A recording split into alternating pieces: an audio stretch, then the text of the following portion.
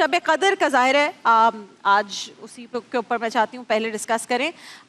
शब कदर की फ़जीलत 27वीं शब की, वैसे तो ताक रातों के बारे में फ़ज़ल सुभान साहब, तमाम ताक रातों में हमने उस रात को तलाश करना है जो हज़ार महीनों से बेहतर है, लेकिन ख़ास इस रात के लिए जो शब कदर की है, जो 27वीं की फ़जीलत है, उस पर अगर आप कुछ बात करें, और फिर नज़ूल कुरान हुआ उस पर भी अगर आप बात करें, क्या करना चाहिए, कौन कौन सी इबादात हैं जो इस रात में करनी चाहिए और उसका सवाब कितना है। बिस्मिल्लाह। और ये क्या शब कदर जो ये ट्रैवल करती है आखिरी अशरे के अंदर, 21वीं शब भी हो सकती है, 23वीं शब भी हो सकती है, 25वीं भी हो सकती है, क्या ऐसा है? जी जी, मैंने सुना है जी। अहमदुहु व नसल्ली अला रसूलिहिल करीम। देखिए, लैलतुल क़द्र ये नस्से कुरानी से साबित है और अहादीस सहीहा में भी इसके फ़ज़ाइल वारिद हुए हैं। लैलतुल क़द्र को लैलतुल क़द्र क्यों कहा जाता है? क़द्र का एक मतलब कदर वाली रात, और दूसरा मतलब कि जो इस रात में इबादत करता है वो भी कदर व मंजिलत वाला हो जाता है। वाह। कदर का एक माना तंग हो जाना। इस कसरत से फरिश्ते सारी रात तुलुए फजर तक नाजिल होते हैं कि ज़मीन तंग पड़ जाती है। कदर का एक मतलब तकदीर और अंदाज़ा करना।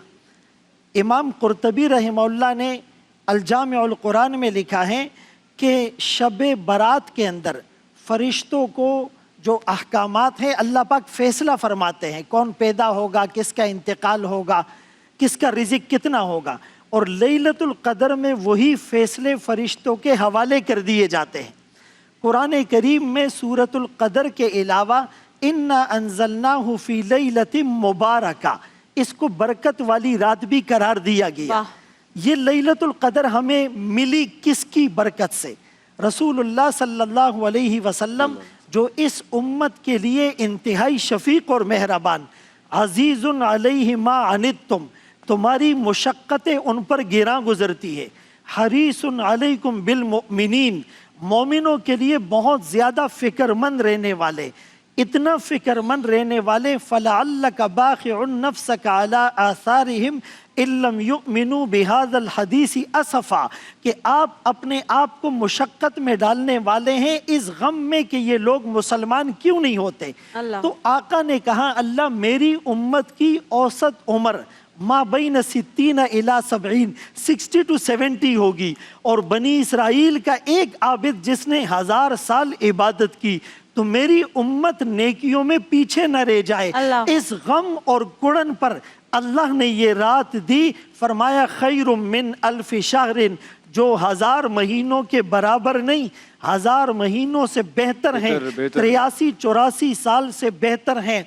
और इस रात की फजीलत ये है कि जो इस रात में फरमाया इबादत करेगा, मन काम लैलतुल क़द्री ईमान व इहतिसाबा, ईमान और सवाब की हालत में, गुफ़िर लहू मा तक़द्दम मिन ज़म्बी, इसके अगले पिछले गुनाह माफ़ होंगे, और रिवायात से साबित हैं इसके ज़ाहिरी और मख्फी गुनाह माफ़ होंगे। जो गुनाह इसको याद हैं और याद नहीं वो माफ़ होंगे। समंदर के जाग के बराबर गुनाह माफ़ होंगे, बारिश के कतरों के बराबर गुनाह माफ़ होंगे, आसमान के सितारों के बराबर गुनाह माफ़ होंगे, रेत के ज़र्रात के बराबर गुनाह माफ़ होंगे, और पूरी दुनिया के जितने अय्याम हैं इसके बराबर गुनाह माफ़ होंगे। मैं अपने इन तमाम अल्फाज पर अहादीस पेश कर सकता हूँ, मुताला करके आया हूँ कि ये सारी चीज़ें तखसीस के साथ बयान की गई हैं।